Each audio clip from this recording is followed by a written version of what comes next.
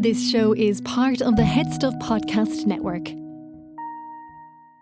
Welcome, gather round the fireside and listen to a tale of Fionn McCool, Cú Chulainn, Deirdre of the Sorrows, Gráinne Wail. From giants right down to fairies, of both the drooping and solitary, and ghosts who are sometimes scary.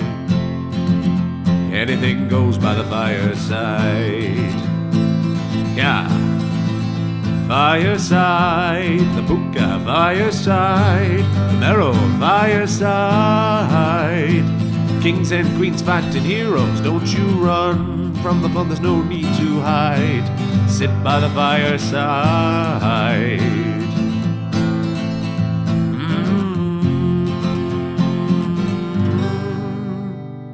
Fireside.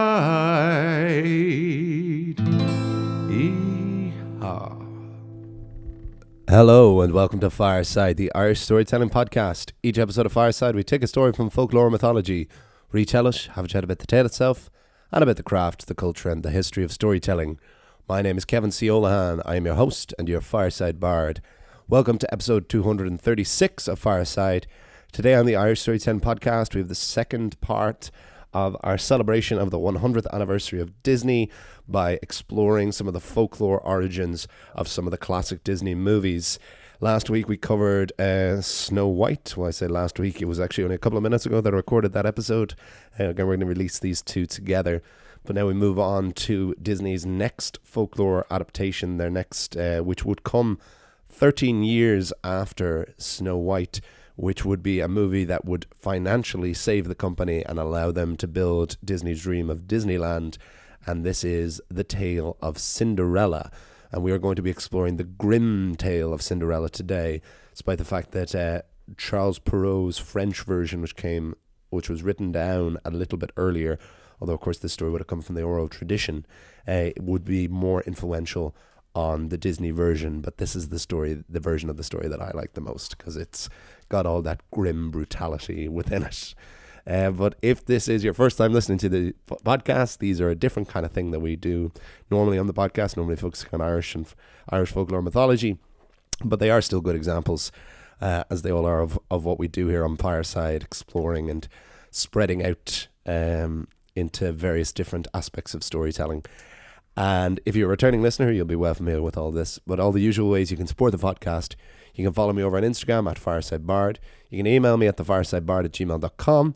You can buy my book, Garden Sea and Neo-Myth of Home, available in paperback from the Head Stuff website or in Kindle version from Amazon. We can ship the paperback all around the world.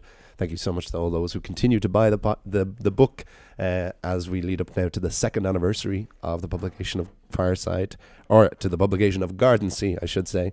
And the final way you can support the podcast is by joining Headstuff Plus at headstuffpodcast.com, where for as little as €5 a month, although you can pay more if you want, you can not only support the podcast, but gain bonus material for Fireside and all the other podcasts in the Headstuff Podcast Network, which continues to grow. And you can also now get added new bonus features, such as being able to go completely ad-free for Fireside and for all the Headstuff podcasts on a podcast platform of your choice. All of the links are in the description below, and those are the hard sells out of the way. As I said, I'm recording this episode in the same session as I recorded the Snow White, which means I'm still recording in Philadelphia, Pennsylvania, which is great to be over here.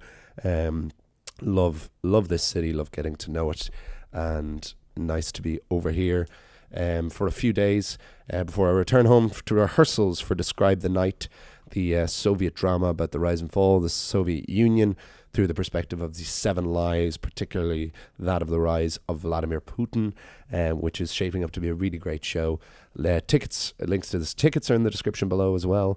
Anyone that is around Dublin between November 20th and December 9th, it'll be on in Glassmask Theatre in Dublin for those 3 weeks, and I'm very much looking forward to it. So anyone, if that sounds like your type of thing, the tickets are there below. It'd be great to see you along there. But this story for this week, it's another one of those tales that is so ubiquitous and just so ingrained in the minds of Western culture. Similar to Snow White, this is one that is frequently performed in panto and is one of those things that we think of when we think of Disney. As a matter of fact, this movie would give Disney its logo. The two aspects we think of when we think of the Walt Disney Company, we think of the image of the castle, and we think of the song When You Wish Upon a Star. So When You Wish Upon a Star came from the movie Pinocchio, which came out just after Snow White. But this would be Cinderella's castle, which is the castle within the walls of Disneyland itself. And Cinderella's castle is what would become the logo of the company, of the empire of which it is now. But like Cinderella stories, as we call them still today, particularly in sports, and this is a phrase we use so much, and this is one of the oldest and often told stories in the world. There are oral stories of a Cinderella dating back to the 7th century, where there are stories of, ancient, I think it's an ancient Roman princess marrying a prince of Egypt. But for our purposes, the story and where we get the name Cinderella, which in the German, in the Grimm fairy tale, which we're adapting today, is Aschenputtel, which is a wonderful phrase, as so many phrases are in the German language. We're coming from the mid to late 18th century and early 19th century. Certainly the early 19th century is where we have Jacob and Wilhelm Grimm. And as I said, it would be the Charles Perrault version, which came out in France a bit earlier, that would be more influential on Disney. But we will talk about all those differences between the Perrault version, the Disney version, and of the Grimm tale afterwards. But here we have the Grimm tale of Cinderella on Fireside.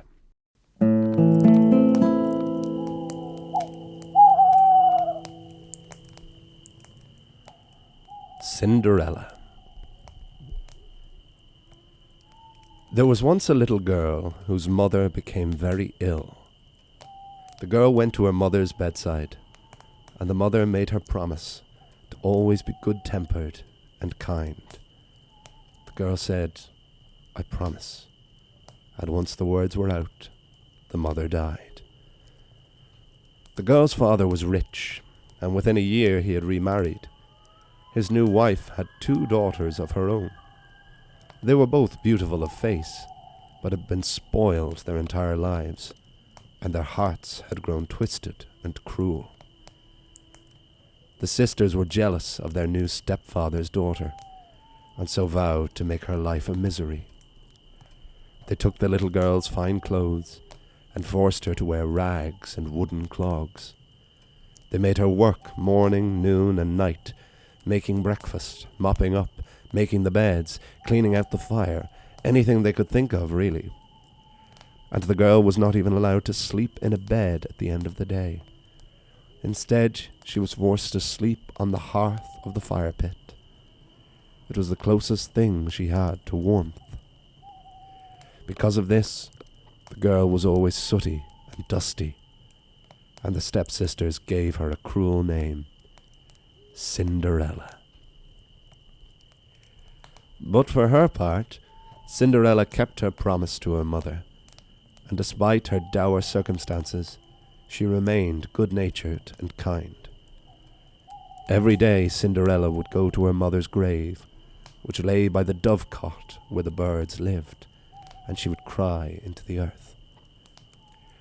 One day the father was going into market, and he asked the 3 girls what they would like him to bring home. "Clothes, dresses," said one stepdaughter. "Jewels, diamonds," said the other. "And you, Cinderella?" the father asked. Even he had gotten into the habit of calling her by this name. "Father," she began, "all I want is the first branch that brushes your coat on your way home." A strange request, the father thought. But later that night he returned with dresses and jewels for the stepdaughters, and the branch of a hazel tree for Cinderella. She planted this branch in her mother's grave, and her tears watered the branch until it grew into a beautiful tree. It was a hazel tree that became popular with all the birds, and Cinderella visited the tree 3 times a day. It was her only time of peace and happiness. The king was holding a great festival over 3 nights. All of the eligible young women in the kingdom were invited, for the prince was due to select one of them as his bride. So any girl in the kingdom could be the next queen. Cinderella's household was all go. In the lead up to the festival, she had to sew dresses for her wicked stepsisters and help them find jewels to match. But when Cinderella herself asked if she too may go to the festival, her stepmother took a jar of peas and lentils and tossed them into the fire pit. If you can pick all of those lentils out of the ashes and sort them good from bad in the next 2 hours, then you may join us at the festival. A cruel and impossible task, and mere busy work to distract the girl while they got ready, thought the stepmother. But Cinderella knelt down and sang to the birds that lived in the hazel tree. "Come, little birds, and use your nimble beaks to help me sort through these." The doves and pigeons flew into the house and onto the hearth, and at half the time required, picked out all of the lentils and sorted the good from the bad. When Cinderella presented the lentils to her stepmother, the woman said, "Lentils or no, you can't come to the festival. You can't dance, and you have no social graces. We would have to babysit you and ruin our chances of marrying our family to the prince. Would you do that to your own family? And in any case, you have no dress, no shoes. We'd be embarrassed to be seen with you." The stepmother and her 2 daughters left for the festival, and Cinderella went to the hazel tree on her mother's grave and began once again to cry. "Oh, hazel tree, oh, mother, I want to go to the festival. Please, can you send me a dress?" "What color?" whispered the tree. "I want to gleam as the stars in the sky. Give me a dress the color of starlight." And suddenly a branch lowered, and there was the most beautiful dress the color of starlight, with silk shoes to match. Cinderella took them all, cleaned herself up, and went to the ball. At the festival, Cinderella drew immediate attention from all assembled. Even her stepsisters couldn't take their eyes off her. Of course, they didn't recognize her as their own Cinderella. They thought she must be the princess of a far-off kingdom. Many men asked the girl to dance, but Cinderella refused. She just wanted to be there, away from the ash and the misery. But when the prince himself approached and asked Cinderella to dance, she could hardly refuse. The prince danced with no one else that night, and all eyes were on the shining starlight of Cinderella. But when the prince left her to go fetch them a drink, Cinderella took the opportunity and ran away. There was such a thing as too much fun, she thought. The prince chased her all the way home, and Cinderella hid in the dovecot. Her father was there to greet the prince. "Have you seen a beautiful girl wearing a dress of starlight?" asked the prince. "No, there is no one here but poor old Cinderella," said the father. The prince eventually had to give up and return to the festival. There was still 2 days to go, and the next night, after her stepsisters left, Cinderella went to the hazel tree and asked for another dress. "Now I want to gleam like the full moon. Send me a dress the color of moonlight." The branch lowered, and Cinderella took the dress. The prince was overjoyed to see Cinderella again that night. "I thought I would never see you again, and you have not even told me your name." The girl said, "It's been so long since anyone has called me by my true name. I cannot even remember what it is." The prince thought this a strange answer, but he didn't care.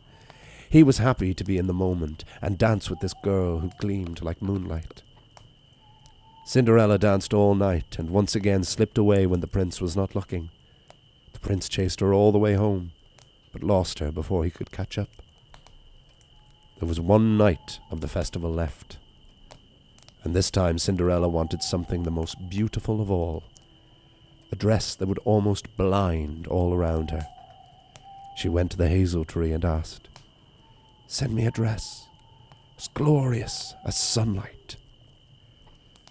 The most beautiful dress of all descended with solid gold shoes that Cinderella took and went to the final dance. On this night, the prince was not going to let the girl get away that easily. He spread pitch, hot tar, on all the staircases of the palace so that his dream girl could not run away. When Cinderella attempted an Irish goodbye at the end of the night, her shoes became stuck in the tar. She pulled and pulled, but could only manage to pull one out of the pitch, leaving one golden shoe in the tar. The prince found the shoe and declared that whoever's foot fit the shoe would be his queen. The prince went door to door throughout the kingdom looking for the girl. When he was coming to Cinderella's house, her step-sisters were determined that one of them would fit the shoe. As it happened, they both had the loveliest feet, but when the prince arrived, the stepmother gave her daughters each a knife and told one, "If the shoe does not fit, cut off a piece of your heel," and the other, "Cut off one of your toes. It will only hurt for a while, and you will be a queen. You will have no need to walk anywhere again." The first stepsister tried the shoe. It was too short for her, so she did as her mother asked and sliced off the back of her heel. The shoe fit, and the stepsister tried to smile as she walked to the prince. The prince knew that this girl was not the one he was looking for, but he had to honor his word. He placed the stepsister on the back of his horse and carried her back to the castle. But the doves, who lived in the hazel tree, flew above the prince and whispered in his ear, "Coo, coo, there's blood in the shoe." The prince stopped the horse and realized that the stepsister had deceived him. He brought her home and gave the shoe to the other sister, who had cut off her toe. But the doves appeared once more, and the prince noticed the blood trailing on the ground. "Have you no other daughters?" the prince asked. He knew this was the house where he had chased the girl. "There is only our dirty servant girl," said the stepmother. "But she was not even worth bringing to the festival, so I wouldn't want to waste your time, your highness." "Bring her to me at once," said the prince. Cinderella was brought forth, and of course, the slipper fit like a glove. For good measure, Cinderella reached behind her and produced the other golden slipper, and the prince was finally united with his dream girl. He asked Cinderella to marry him, and she accepted, finally able to rise out of her dire circumstances. At the wedding of Cinderella and the prince, the stepsisters showed up, attempting to win favor with their prospective new queen. Their family was technically marrying royalty after all.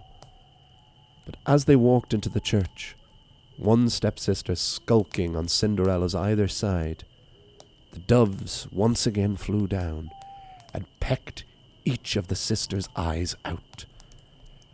For their crimes of selfishness and cruelty, the stepsisters were cursed with blindness. The vision of Cinderella had been blinding indeed. The end.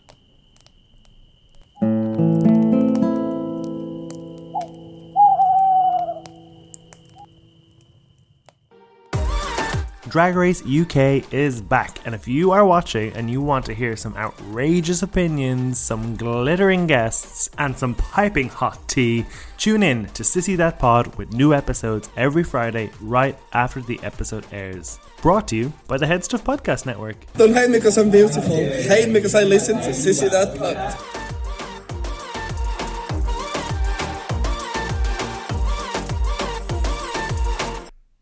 And there we have the tale of Cinderella on Fireside, and I hope you all enjoyed it. So yes, there are a couple of very stark differences for those who may be familiar with the story. This is, again, similar with Snow White. I'm operating on a basis that essentially everyone who listens to this podcast will be familiar with the story of Cinderella through whatever iteration of it you may have seen, but perhaps you may or may not be aware of the Brothers Grimm version of this story, or what was changed and what was adapted. And so the first major thing, I suppose, is where to even begin. I suppose, the first major thing is that the stepsisters are beautiful. It was certainly, I believe it was a Disney invention to make the stepsisters ugly. But the point of it is that they were beautiful of face and wicked inside. Whereas the questionable message of them being ugly on the outside and ugly on the inside, and therefore undeserving of love, which the Disney version propagates, is naturally something that is more problematic, is not aged particularly well. It is actually more interesting and much more realistic for them to be beautiful on the outside, but twisted by being spoiled and being waited on hand and foot their entire lives, as they are in this story. And probably the biggest significant change is, of course, that it is not a ball, it is a festival, and it is over the course of 3 nights.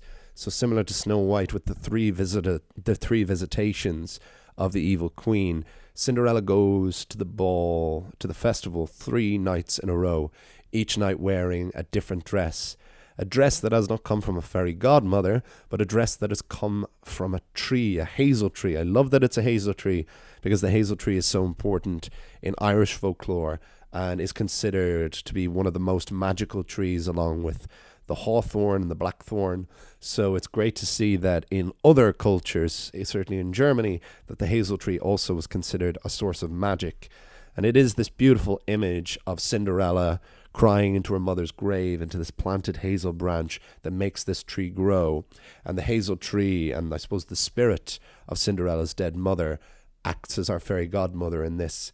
One thing there is not is a ticking clock.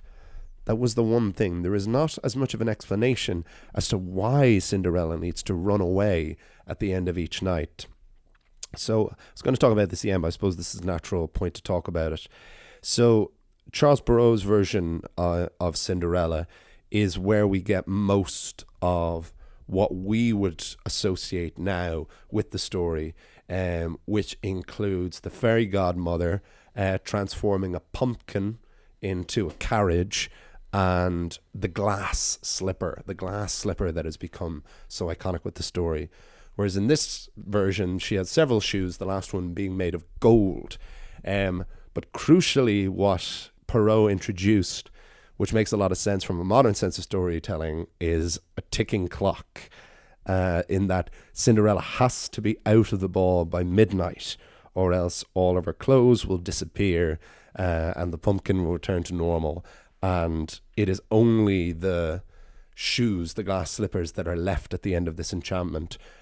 Whereas Cinderella seems to run away at the end of each night out of more of a sense of shyness, or I had this idea, yes, of that too much of a good time, or perhaps she's worried about being found out, that the prince won't find her interesting, or whatever. And perhaps that doesn't matter, but it is interesting that we don't have as much of an external force taking her away from the prince as we do in most versions of the story, and certainly in the Disney version.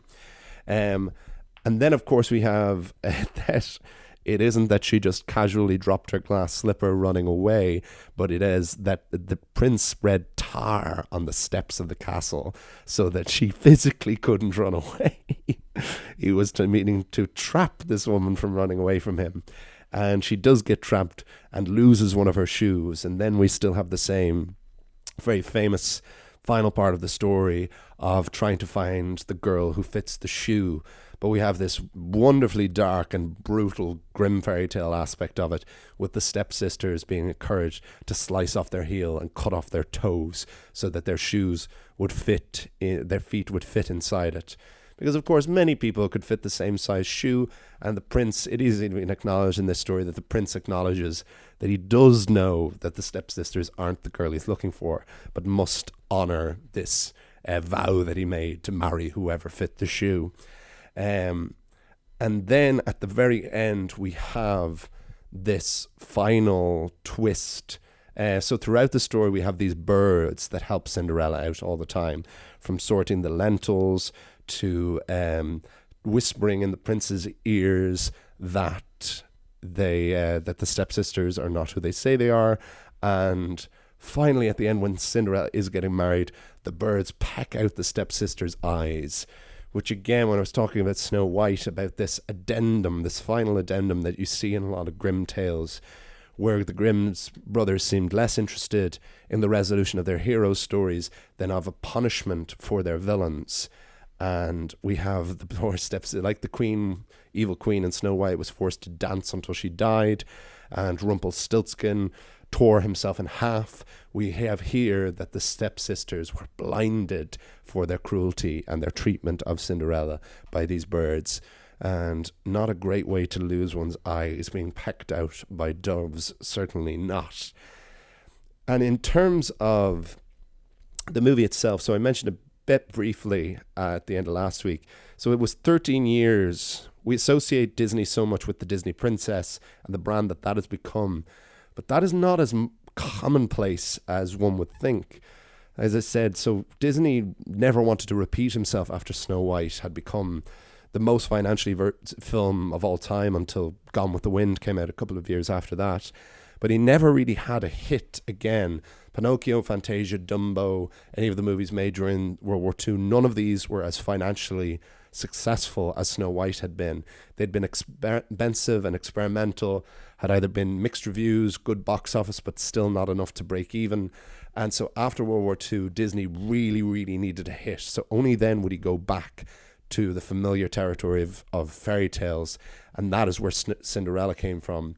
Cinderella, which was one of the movies I grew up watching on video and was always very fond of it, but is now, unlike Snow White, which I still can revisit and still appreciate the influence and the merit of it, Cinderella is not a movie I visit again very often.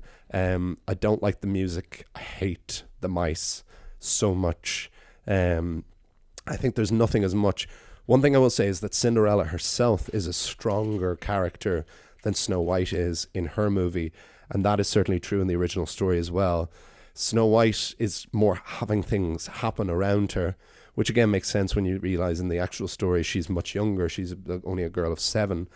But Cinderella has a lot more agency in her own story.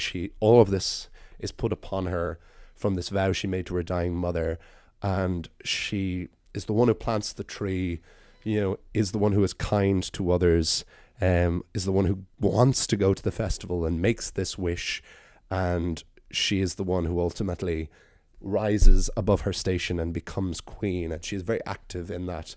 And she is so in the Disney movie as well, just a little bit blander, shall we say, because there is less brutality and violence within it. And rather than having birds in the original story, Cinderella, of course, has this army of mice who the shrill voices of have not aged well for me at all. The one exception, of course, is how iconic the fairy godmother is, and the song Bibbidi Bobbidi Boo, which I still will have a lot of time for. But despite my love for the Cinderella 1950 movie being lacking, a movie that did do exactly what it was intended to do, like it was considered a much safer fare, trying to appeal to as wide an audience as possible, and it worked because it made loads of money. It allowed Disney to build Disneyland, and it saved the company from ruin. So perhaps there wouldn't be a Disney if it wasn't for Cinderella, so I can't discount it for that either. But there is something still very strong about this story, and like I said with Snow White, it's hard to know if that's just because it's so ingrained in the Western mind, but it is also just that the beats work so well, and there is so much story here. There's so much story to be told in such a relatively short amount of time, and that's what makes these. That's, to me, as much as anything, makes sense of why I would possibly be doing adaptations of stories that you all know so well, and that in theory I couldn't possibly bring anything to. But these, I always thought, adapting these stories always informs and continues to grow anything else that I adapt, and it seems like justification on that alone. One thing I should mention at this point, I should have mentioned this in the last episode. I'm going to put a link in the description below to a blog that I've followed for years called The Unshaved Mouse by a great writer named Neil Sharpson. I don't know if I've ever mentioned him on the podcast before, but years ago he did a comprehensive ranking of all the Disney movies when he had his first daughter and wanted to rewatch all of the Disney movies to see which ones he would show her when she was growing up.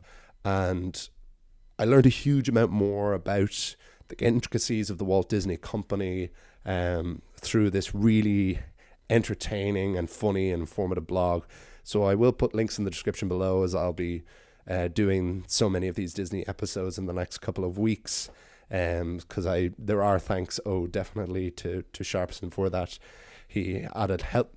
He kind of helped me take my Disney fandom from just something from my childhood to something I became very, very interested in later in life, culminating with my reading of Disney War by James B. Stewart, which is 700-800 page book on the economics of the Disney company. It got deep there for a while. But next week on the podcast, the next episode we're going to have is the next Grimm adaptation or Perrault adaptation that the Disney company did, which would be 9 years after Cinderella, but would go into production pretty much straight away. An absolutely majestic, beautiful movie adaptation, one of the greatest ever. The story in the Grimm Tales is known as Briar Rose, but to all of us, it is known as Sleeping Beauty. And so that will be what will be coming up next. All the usual ways you can support the podcast. Follow me over on Instagram. Email me at thefiresidebard@gmail.com. Let me know if you like this version of the story. What do you think of Cinderella, the story, the movie? Let me know. Comment below or email me or message me. Buy my book, Garden Sea, Neo Myth of Home. Support me at Headstuff Plus. I will see you all. You'll hear me all next time. Remember, wherever you are and wherever you go, you can always join me by the fireside. This show is part of the Headstuff Podcast Network, a hub for the creative and the curious. Shows are produced in association with Headstuff and the Podcast Studios Dublin. Find out more or become a member at headstuffpodcasts.com.